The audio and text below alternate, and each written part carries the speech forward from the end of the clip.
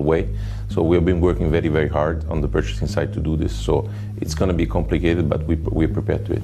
Et si Renault venait de créer un moteur qui ne consomme aucun carburant, ne dépend d'aucune recharge, et qui pourrait même surpasser les voitures électriques? Alors que toute l'industrie court après les véhicules à batterie, Renault choisit une voie que personne n'avait osé explorer. Ce qu'ils ont mis au point pourrait bien réécrire l'histoire de l'automobile. D'après le président directeur général de la marque, leur nouveau modèle Espace serait si performant qu'il pourrait bouleverser totalement le marché des véhicules électriques. Une déclaration qui semble insensée? Restez bien avec nous, car ce que vous allez découvrir pourrait bien être le futur que personne n'avait prévu. Avant d'être une référence mondiale, Renault n'était qu'un rêve porté par trois frères audacieux au cœur de la France de la fin du 19e siècle. Louis Renault, passionné de mécanique, a commencé en bricolant une voiturette dans son jardin. Elle n'était ni rapide ni belle, mais elle roulait.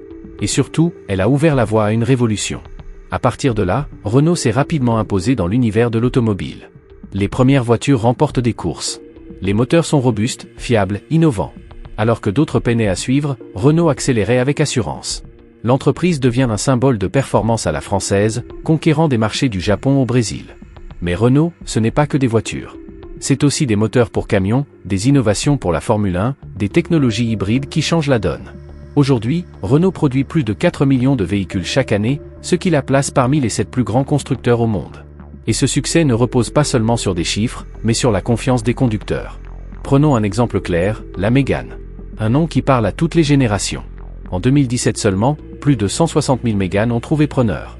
Ce n'est pas un hasard. Si les Français achètent une Renault, c'est qu'ils savent à quoi s'attendre, une voiture durable, accessible, et qui ne trahit pas. Mais le vrai pouvoir de Renault, c'est sa vision du futur.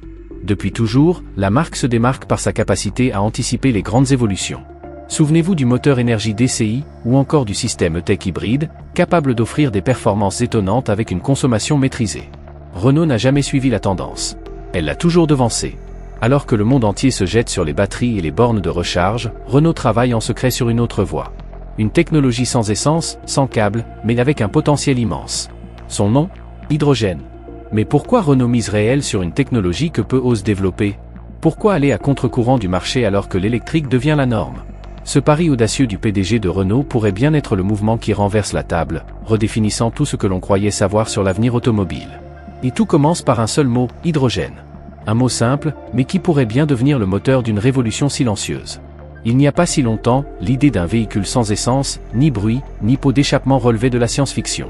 Aujourd'hui, on voit des Zoé, des Tesla ou des ID.4 fendre les routes avec leurs écrans géants et leur silence presque dérangeant. Les stations de recharge poussent partout, même sur le parking d'une boulangerie. Les gouvernements ont accéléré cette transition. Pour pousser les gens à délaisser les voitures thermiques, ils ont proposé des primes, des bonus écologiques, et même interdit les moteurs essence ou diesel à l'horizon des 15 prochaines années. Du jour au lendemain, l'électrique est devenu la norme à atteindre. Et on ne va pas se mentir, les voitures électriques ont bien évolué. Les batteries durent plus longtemps, se rechargent plus vite, et même les plus sceptiques ont fini par y croire. Résultat? Des marques comme Renault, Volkswagen et Tesla sortent modèle après modèle, comme s'il s'agissait de la nouvelle génération de smartphones. Mais il y a un aspect dont on parle peu. Cette révolution silencieuse cache aussi un coût environnemental important. Les batteries ne sont pas éternelles. Elles sont lourdes, très complexes à recycler, et nécessitent des métaux rares comme le lithium ou le cobalt, dont l'extraction cause des dégâts considérables à l'environnement. Mais que se passe-t-il quand la batterie rend l'âme? La remplacer ou la recycler est un casse-tête, et parfois, un véritable fardeau pour l'environnement. Et la recharge? Elle peut durer des heures entières, sauf si vous êtes à proximité d'un superchargeur, ce qui n'est pas le cas de tout le monde, surtout dans les zones rurales ou sur les longs trajets. Et ce stress constant, est-ce que j'ai assez d'autonomie pour rentrer chez moi? Ce doute ne quitte jamais vraiment l'esprit. Même si les véhicules électriques s'améliorent rapidement, ils ne répondent pas encore aux besoins de tout le monde. Voyager loin peut vite devenir compliqué dans des régions où les réseaux de recharge sont clairsemés ou peu fiables. Il y a aussi le coût. Même avec les bonus écologiques, les voitures électriques restent coûteuses. Et même si l'électricité semble bon marché aujourd'hui, une hausse massive des branchements pourrait bien faire grimper les prix. À première vue, l'électrique semble être la meilleure option. Mais en creusant un peu, on découvre des fragilités cachées. Le vrai objectif ne devrait pas être de simplement changer de carburant, mais de trouver une solution réellement propre, durable, et qui ne déplace pas le problème ailleurs. C'est précisément là que Renault entre en scène. Au lieu de copier les autres à toute vitesse, le PDG de Renault prend un virage radical. Il refuse de s'engouffrer dans l'autoroute électrique sans réfléchir. Renault choisit une autre voie, une technologie qui élimine les temps d'attente, évite le gaspillage des batteries, et ne dépend d'aucune ressource extraite à l'autre bout du monde. Ce n'est ni de l'électrique pure, ni du thermique classique. C'est un système hybride d'un nouveau genre, propulsé par l'élément le plus léger de l'univers. Un carburant qui, une fois utilisé, ne laisse derrière lui que de l'eau. Selon Renault, c'est la clé qui pourrait relancer tout le marché des véhicules propres. Et ce n'est pas un saut dans l'inconnu. Renault a déjà mis les mains dans l'hydrogène depuis des années, bien avant que le sujet ne fasse les gros titres. Tout a commencé avec un projet visionnaire, une voiture qui avait tout pour réussir, mais qui est tombée dans l'oubli. Retour en 2015. Renault présente au Salon de Genève un prototype à pile à hydrogène, futuriste, sans essence ni recharge traditionnelle. Un véhicule propre, silencieux, ambitieux, la Symbiose H2. Conçue pour fonctionner exclusivement à l'hydrogène, elle ne ressemblait à rien de ce que la marque avait proposé auparavant. Ce n'était pas une simple adaptation d'un modèle existant. Renault avait repensé toute l'architecture du véhicule, avec une chaîne de traction dédiée, des piles à combustible miniaturisées, et un système de circulation d'hydrogène ultra efficace. Résultat ? Plus de puissance, moins de pertes, et une autonomie record de près de 600 km avec un plein.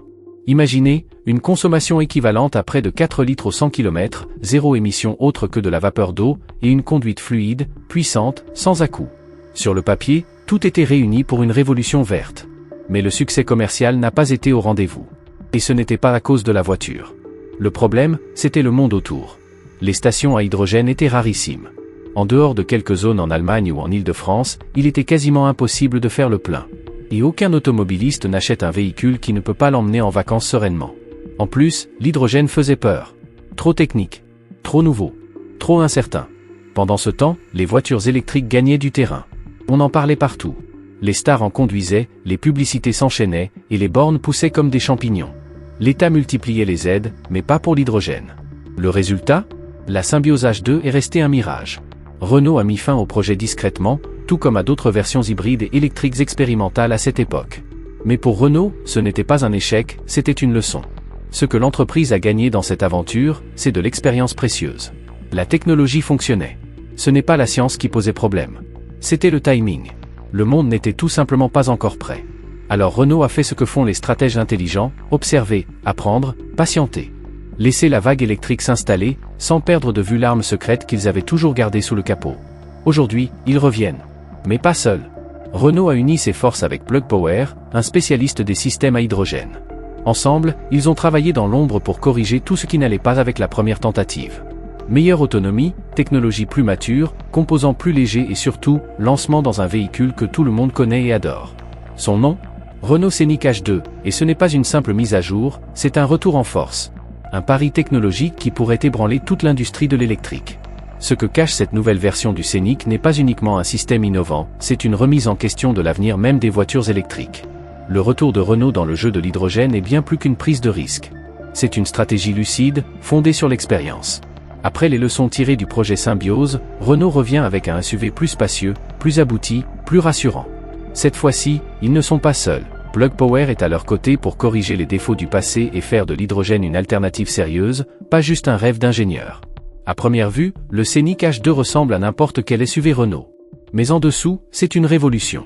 Pas de moteur thermique, pas de prise de recharge. À la place, 2 réservoirs à hydrogène haute pression, discrets, intégrés à l'arrière. Sous les sièges, une pile à combustible compacte régule tout le système, assurant à la fois la sécurité et des performances optimales. Et voici ce qui change tout, aucune prise de courant nécessaire. La pile transforme l'hydrogène en électricité en temps réel grâce à une réaction chimique contrôlée avec de l'oxygène. Pas besoin de recharge longue, pas besoin de batterie géante. Et le seul rejet ? De la vapeur d'eau. Pure, invisible, non polluante. Résultat ? Une sensation de liberté retrouvée. Faire le plein prend entre 3 et 5 minutes, exactement comme une voiture à essence.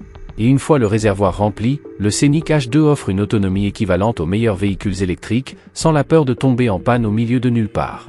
Mais Renault ne s'est pas arrêté là. Le Scénic H2 est aussi capable de fournir de l'énergie à votre maison ou vos appareils, en cas de coupure d'électricité ou d'urgence. Une sorte de générateur mobile, intégré dans une voiture du quotidien. Et le plus impressionnant, c'est que tout cela ne sacrifie ni le confort ni l'espace. Le SUV reste pratique, spacieux, idéal pour une famille. L'intégration de l'hydrogène est invisible à l'œil nu. Rien de gadget. Rien d'artificiel. C'est exactement ce que Renault cherchait, rendre l'extraordinaire, parfaitement normal. La stratégie de lancement est tout aussi subtile. Renault sait que l'hydrogène n'est pas encore prêt pour tous les marchés. Les premiers modèles seront proposés en Île-de-France, en Allemagne et au Japon, là où les infrastructures sont déjà en place. Pas de précipitation. Une implantation intelligente, dans les zones où l'innovation peut vraiment se déployer. C'est un mouvement sans bruit, mais redoutable.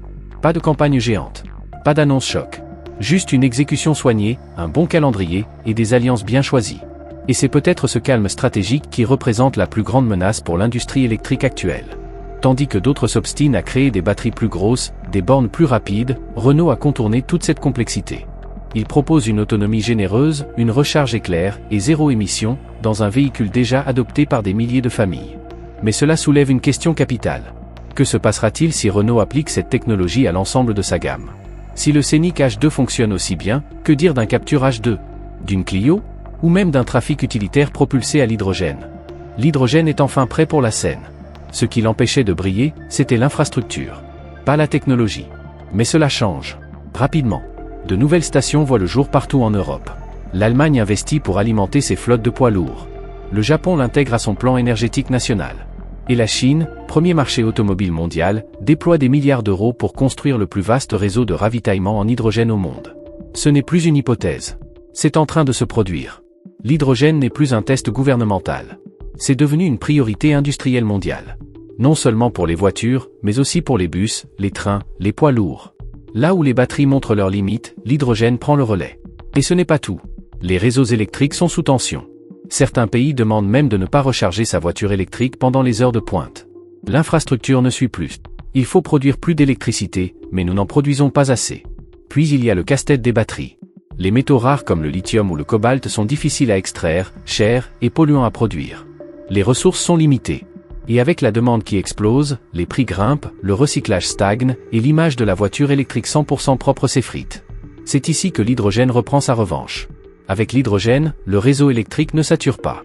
Pas besoin de métaux rares. Pas de temps d'attente interminable pour recharger. Ce carburant peut même être produit à partir d'eau, simplement grâce à l'énergie du soleil ou du vent. C'est ce qu'on appelle l'hydrogène vert. En clair, un peu d'eau et de lumière suffisent à faire avancer une voiture. Zéro pollution, zéro stress sur le réseau, zéro batterie encombrante. Et le plus beau dans tout ça ? Ce n'est pas seulement une alternative aux véhicules électriques. L'hydrogène va là où l'électrique s'essouffle. Poids lourds, bus interurbains, zones reculées, tous ces domaines ont besoin d'une énergie plus rapide à recharger, plus endurante et moins dépendante du réseau. Oui, la révolution de l'hydrogène est en marche. Et Renault en est bien conscient. Ce n'est pas un hasard si le lancement du Scénic H2 coïncide avec l'expansion mondiale des infrastructures. Aujourd'hui, la technologie ne cherche plus sa place dans le futur. Elle y est déjà. Mais Renault voit encore plus loin. Il ne s'agit pas seulement de stations de ravitaillement ou d'énergie verte. Il s'agit de repenser totalement la manière dont on construit un moteur. Et derrière les rideaux, ce que Renault prépare est tout simplement extraordinaire. Une stratégie que seule une marque experte en moteur pouvait mener à bien. Car depuis plus d'un siècle, le moteur, c'est l'ADN de Renault. Des mobylettes aux monoplaces de course, la marque a toujours su créer des motorisations précises, fiables, performantes. Mais aujourd'hui, le monde veut tourner la page du pétrole. Alors, que devient le savoir-faire moteur dans un monde qui change ? La réponse, c'est la pile à hydrogène. Alors que beaucoup se sont précipités sur les batteries, Renault a posé une autre question, et si on pouvait garder la puissance et le plaisir du moteur, mais le rendre propre ? Et la réponse, c'est encore une fois l'hydrogène. Contrairement aux voitures électriques classiques, les piles à combustible offrent une puissance fluide, réactive, et surtout instantanée. Aucune sensation bizarre. On retrouve les repères d'un moteur thermique, mais sans bruit, sans fumée, sans essence. Juste de la vapeur d'eau. Cela ne veut pas dire que Renault abandonne les moteurs. Il les transforme. En partenariat avec Plug Power, la marque travaille sur des systèmes plus petits, plus efficaces, plus intelligents. L'expérience historique de Renault en mécanique rencontre le savoir-faire électrique de ses partenaires, et ça change tout. Mais ce n'est pas fini. Renault participe aussi à une alliance technologique française aux côtés de Stellantis, Faurecia et Total Energy. Ensemble, ils misent sur des carburants alternatifs, biocarburants, hydrogène et même ammoniac. Le but n'est pas de remplacer l'électrique, mais de créer des options complémentaires pour que la mobilité propre ne soit pas à sens unique. Ce n'est plus une question de compétition. C'est une réinvention complète de ce que signifie construire une voiture. Une voiture puissante, fiable, visionnaire, et surtout, ouverte à tous les usages. Alors, est-ce que le Scénic H2 va vraiment éclipser les voitures électriques ? La question peut sembler provocante, mais les faits parlent d'eux-mêmes. Commençons par la recharge. Une voiture électrique met entre 30 minutes et plusieurs heures à se recharger complètement. Le Scénic H2, lui, fait le plein en 5 minutes. Pas de prise. Pas d'attente. Pas de compromis. Côté autonomie, un véhicule électrique atteint entre 300 et 500 km. Le Scénic H2 affiche plus de 600 km. Pour les longs trajets, les professionnels ou les familles en mouvement. C'est une avancée décisive. Et l'environnement dans tout ça? L'électrique est propre en apparence, mais ses batteries soulèvent des enjeux écologiques et éthiques majeurs, extraction destructrice, déchets toxiques, recyclage incertain. L'hydrogène, lui, ne rejette que de la vapeur d'eau. Et son énergie peut être produite localement, proprement. Certes, les bornes de recharge pour véhicules électriques sont plus nombreuses pour l'instant. Mais l'hydrogène progresse vite. L'Allemagne, la France, le Japon et même la Chine investissent des milliards dans le déploiement de stations. Et chaque nouvelle pompe réduit l'avance de l'électrique. Ajoutez à cela un détail capital, pas de batterie géante, pas de métaux rares, pas d'incendie spontané, pas de baisse d'autonomie au fil des ans. Rien que de l'énergie propre, à la demande, dans un format que tout le monde connaît déjà. Et c'est là toute la force du pari de Renault. Ils n'ont pas inventé un véhicule futuriste. Ils ont pris un modèle éprouvé, aimé, et l'ont transformé. Le Scénic H2 ne fait pas peur. Il rassure. Il séduit. Il donne envie. Et c'est cette familiarité qui pourrait bien changer le jeu. Alors non, l'hydrogène ne va pas remplacer toute l'électromobilité. Mais il n'a pas besoin de le faire. Il suffit qu'il prenne une petite part du marché pour forcer tout le monde à innover, à se dépasser, à revoir leurs choix. C'est ça, le vrai bouleversement. Et maintenant que Renault a bougé, qui osera rester immobile? Renault n'est pas seul. Et l'hydrogène n'est pas tout. L'utilisation de l'hydrogène par Renault n'est pas juste un retour audacieux, c'est le fragment visible d'un plan bien plus vaste. À travers le monde, des pays puissants et des géants industriels réécrivent discrètement les règles de la mobilité. Il ne s'agit plus uniquement de voitures électriques. Le jeu de l'énergie propre devient un champ de bataille mondial, aux multiples stratégies. Prenez Toyota, au Japon. Ce constructeur travaille discrètement sur un carburant que peu de gens évoquent, l'ammoniac. Moins populaire que l'hydrogène, mais très prometteur. Il brûle proprement, contient plus d'énergie par litre, et peut être utilisé dans des moteurs à combustion modifiés. Toyota pense que l'ammoniac pourrait propulser des véhicules lourds et énergivores que ni les batteries ni l'hydrogène ne peuvent satisfaire seuls. En Chine, le plus grand marché automobile du monde, l'électrique explose. Mais le gouvernement chinois prépare déjà la suite, réduire sa dépendance au pétrole, assainir l'air des grandes villes et diversifier les sources d'énergie. Là aussi, l'ammoniac et l'hydrogène sont des pistes prioritaires, surtout pour le transport de marchandises et les flottes professionnelles. La Corée du Sud avance aussi. L'Institut coréen de recherche sur l'énergie a mis au point un moteur hybride essence-ammoniac. Ce n'est pas encore parfait, mais les premiers tests montrent une baisse des émissions de dioxyde de carbone allant jusqu'à 70%. Une preuve que les anciens moteurs peuvent être transformés, au lieu d'être abandonnés. Et si, l'hydrogène et l'ammoniac ne devaient pas s'opposer? Et s'ils étaient en réalité complémentaires? L'hydrogène est léger, idéal pour les voitures, les bus, et les flottes urbaines où la recharge rapide et la flexibilité sont essentielles. L'ammoniac, plus dense et plus stable, serait parfait pour l'industrie lourde, les cargos maritimes, et les véhicules longue distance. Ensemble, ils offrent une vision plus équilibrée, plus globale, de la mobilité propre. Mais tout cela n'est pas encore simple. Les stations à hydrogène sont encore peu nombreuses, et l'infrastructure pour l'ammoniac est quasiment inexistante. De plus, les coûts de fabrication des véhicules à pile à combustible restent élevés, bien au-dessus des modèles thermiques ou électriques classiques. Cela changera, bien sûr, avec l'évolution des technologies, mais pour l'instant, le prix reste une barrière. L'un des plus grands freins reste le manque d'informations. Beaucoup ne comprennent pas encore comment fonctionne une voiture à hydrogène. Certains la croient dangereuse. D'autres la voient comme une expérience de laboratoire. Contrairement aux voitures électriques, devenues familières, l'hydrogène semble encore étrange et lointain. Ce manque de pédagogie ralentit l'adoption plus que tout. Et puis, il y a la manière dont l'hydrogène est produit. Pour que cette solution soit véritablement durable, l'hydrogène doit être issu de sources renouvelables, soleil, vent, eau. Ce qu'on appelle l'hydrogène vert. C'est cette version qui permettra à la technologie de tenir ses promesses écologiques. Alors non, le Scénic H2 de Renault n'est pas là pour effacer les voitures électriques. Il est là pour faire évoluer toute l'industrie. Il prouve que l'avenir de la mobilité ne sera pas unilatéral. Il ne sera pas uniquement électrique. Il sera composé d'une diversité de solutions, hydrogène, électrique, hybride, biocarburant, ammoniac. Tout avec leur rôle, leur fonction, leur territoire. Quand le PDG de Renault a affirmé que ce moteur allait bouleverser l'industrie des véhicules électriques, ce n'était pas une menace. C'était un réveil. Ce n'est pas une guerre. C'est un changement de paradigme. Renault ne s'oppose pas à l'avenir. Il le redéfinit. Avec plus d'intelligence, plus de rapidité et plus de maîtrise. Et désormais, tous les autres constructeurs doivent se mettre au niveau. Renault n'essaie pas simplement de gagner une course. Ils sont en train d'inventer les règles.